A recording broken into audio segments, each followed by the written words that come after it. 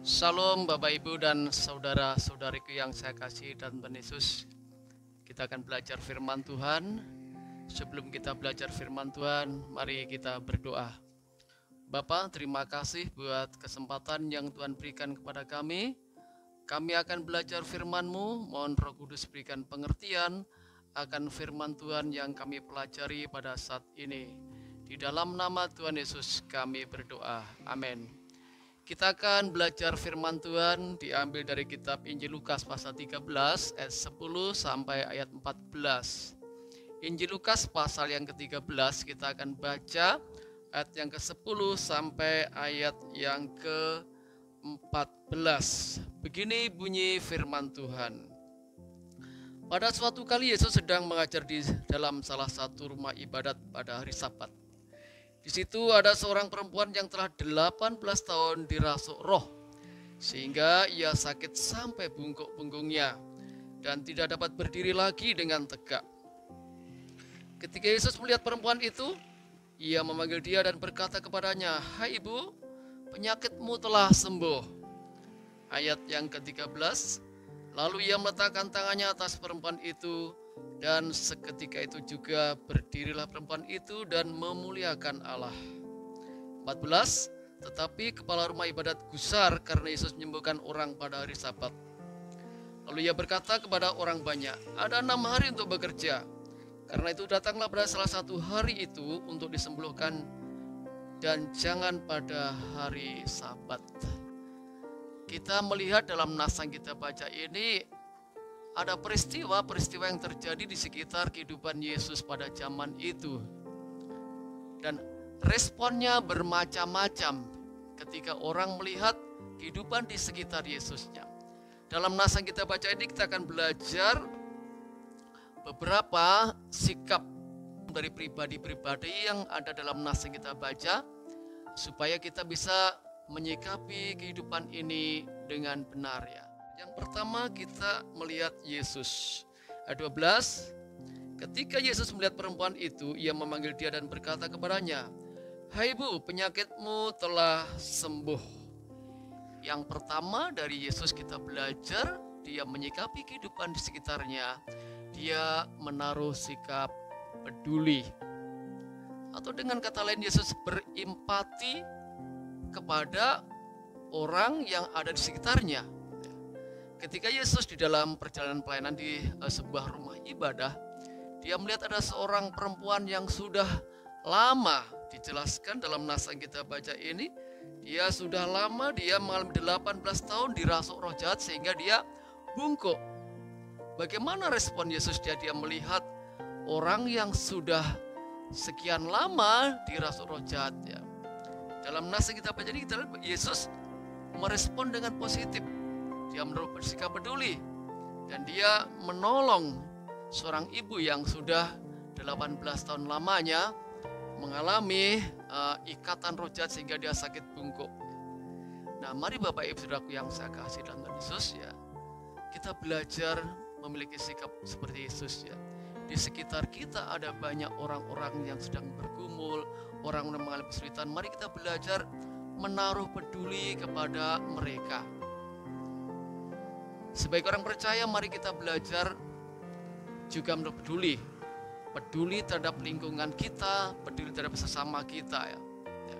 Salah satunya ketika kita belajar berdoa, mendoakan orang-orang, atau mungkin kita lakukan tindakan-tindakan untuk menolong mereka, berarti kita sedang belajar menaruh peduli.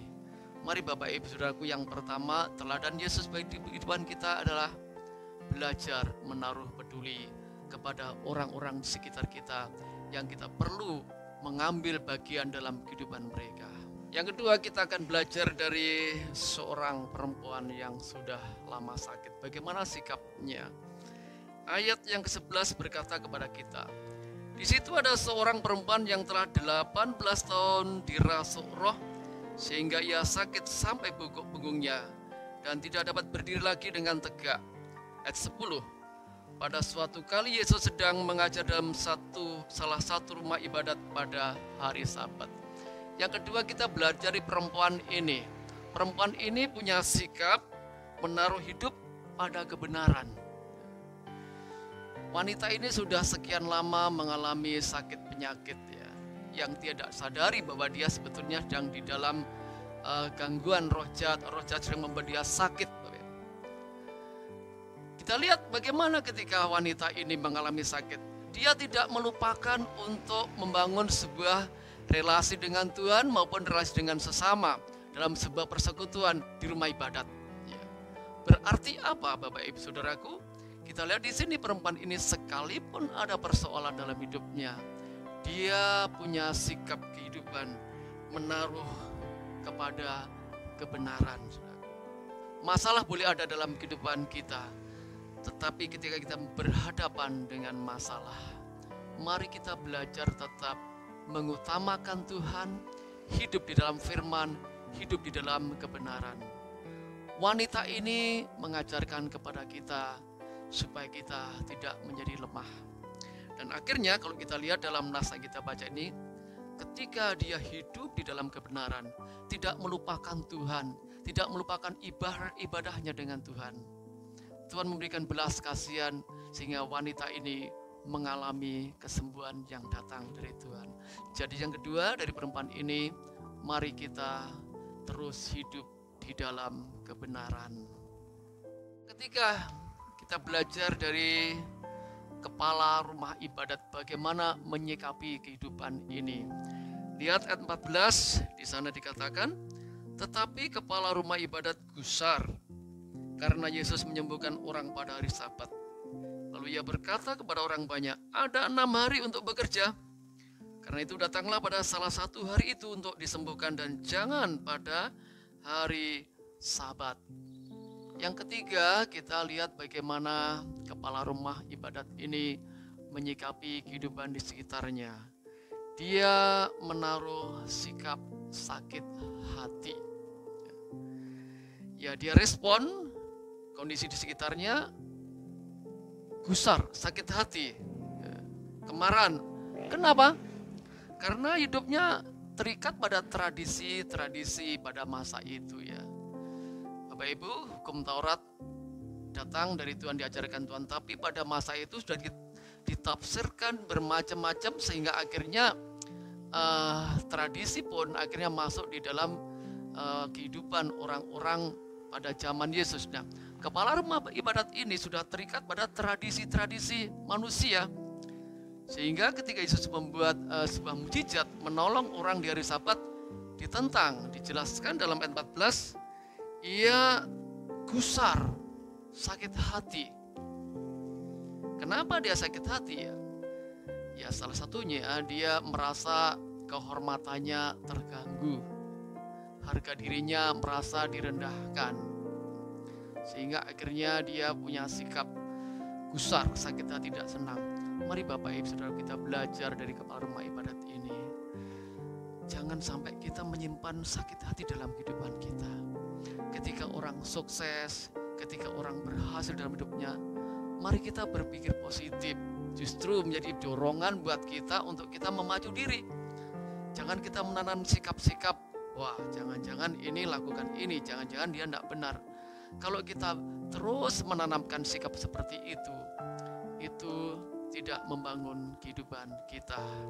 Jadi yang ketiga, Bapak Ibu Saudaraku, kepala rumah ibadat ini menyikapi kehidupan dengan sakit hati. Kita hindari sikap ini.